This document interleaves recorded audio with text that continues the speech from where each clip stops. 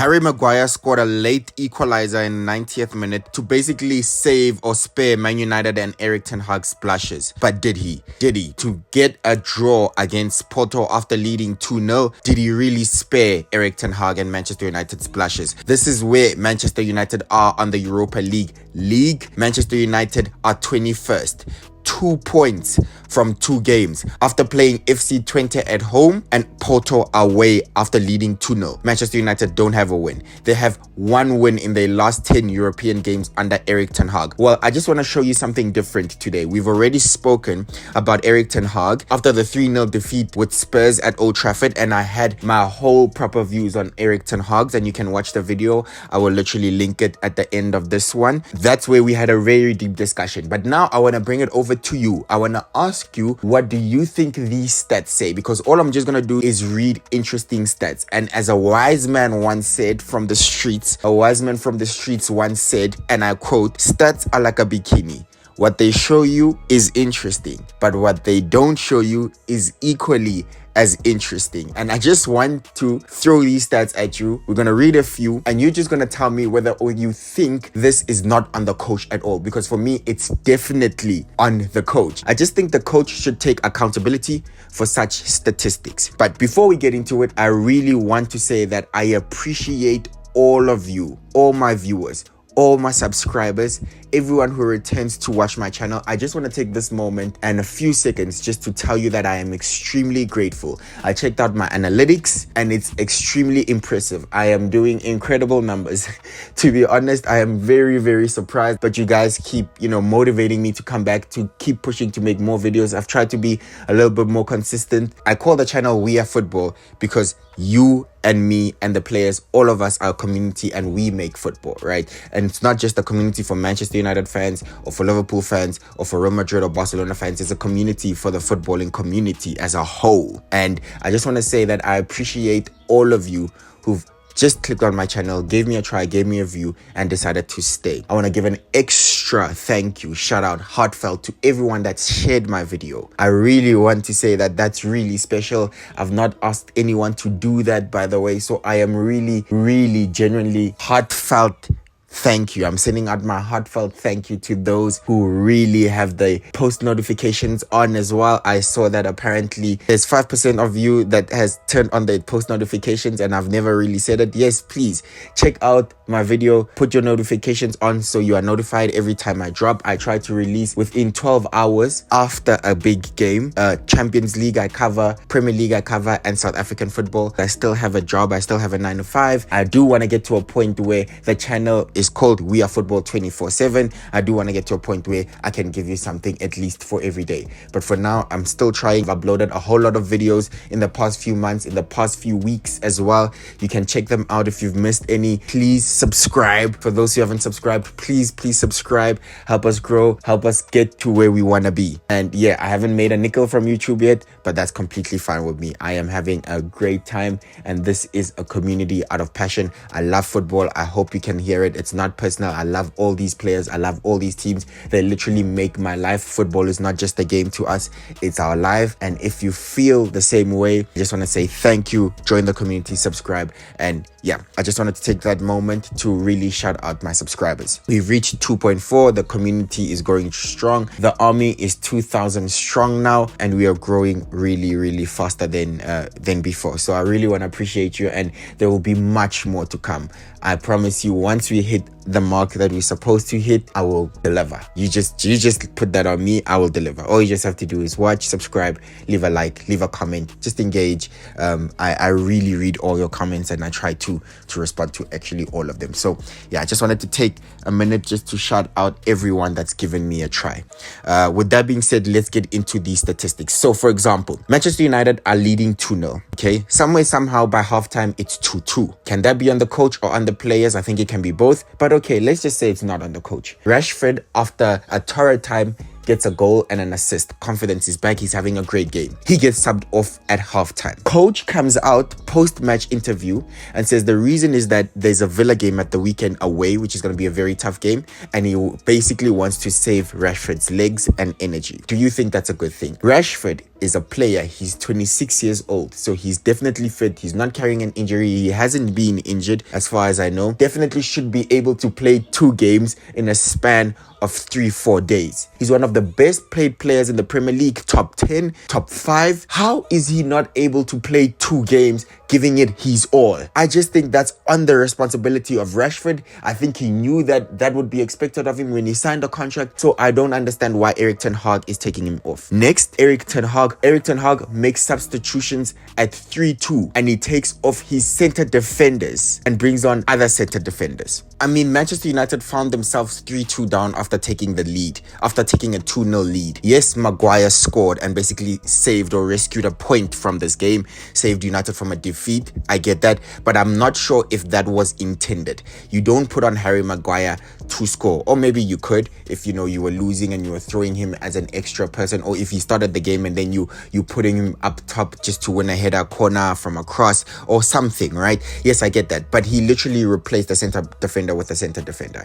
Maybe that's what he was going for, but okay, I can give the benefit of that doubt, but I'm not sure these are changes that you make for someone that's actually losing a game, trying to equalize and turn it around.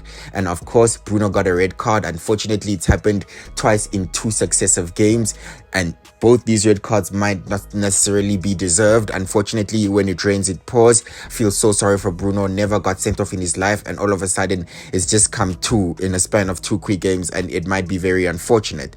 But United found themselves in that position, and with 10 men, they attacked Arsenal. With 10 men, they attacked Arsenal. We don't care if they were not playing Manchester City. You are not the only team that's played against Manchester City with a red card, but they attacked. Sorry, just putting it out there. And they got something from the game. So, like I said, we can give credit because Maguire scored, but I'm not sure if that's what he was intending, right? So, lastly, I'm just going to put these stats on you, and you should tell me what you think. Firstly, Benny McCarthy was doing an interview, and he said he thinks Ten Hag has the tactics but lacks the passion. And why do I feel like it's the opposite? I think, yes, Ten Hag at Ajax was great tactically, but we haven't necessarily seen it at Manchester United.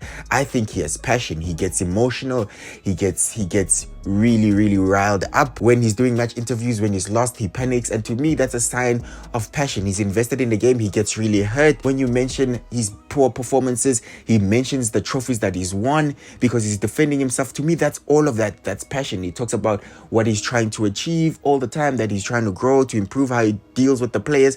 To me, that's passion. In his own way, that's passion. But I just think he's lacking the tactics. I'm just going to read these stats at you, and then you tell me what you think, and then tell me if Erik ten Hag in, Erik ten Hag out, because Manchester United is getting passed around lately, and Aston Villa and John Duran is scoring a hat-trick on the weekend. Unai Emery is giving Manchester United 8 if this is how they're playing. On the weekend, Aston Villa is completely giving Manchester United a trouncing. That is guaranteed, 100%. I promise you that. The first one is pretty simple, right? I've already said this. Manchester United have just won 1 of their last 10 games in Europe. They have 4 draws and 4 defeats in that span. Their last win was against Copenhagen at home. And if I remember, Copenhagen got a red card in that game. And that's just Copenhagen. And they've played Galatasaray, teams like Galatasaray, FC20 and Porto. Come on. And yes, he's played teams like Bayern Munich, but I put the other results on Erik ten Hag and the players, but this on Erik ten Hag mostly. Next, that Erik ten Hag, since he joined in 2022, no other Premier League team has conceded 3 or more goals in a match more times in all competitions than Manchester United. They've conceded 3 or more goals in a match 24 times. No other Premier League team has that stat. And this is the great Manchester United. Sorry, that's on Erik ten Hag. And since the start of last season, Manchester United have conceded 2 goals in 4 minutes at Bayern, 2 goals in 10 minutes at Galatasaray, 2 goals in 4 minutes versus Copenhagen, 2 goals in 9 minutes versus Galatasaray, and now 2 goals in 7 minutes versus Porto. I do think majority of this blame should go to the players because a manager's not on the field, and it's up to the players to get themselves together and be like, okay guys, we can be stable and solid for a few minutes. Come on, let's not concede another one. That has to be on the players. They're professionals as well. They're players that have a mind of their own. They can take leadership. A captain should lead and organize the team. Yes, this I put completely on players, but it does not reflect great on the leadership of Erik ten Hag. Are the players playing for him, or is that showing a sign of an overall weak mentality of this Manchester United side where their heads drop, and that's coming under a leadership of Erik Ten Hag. And lastly, this is the 31st time since the beginning of last season that Manchester United have conceded 2 or more goals in a match. For me, that is incredible.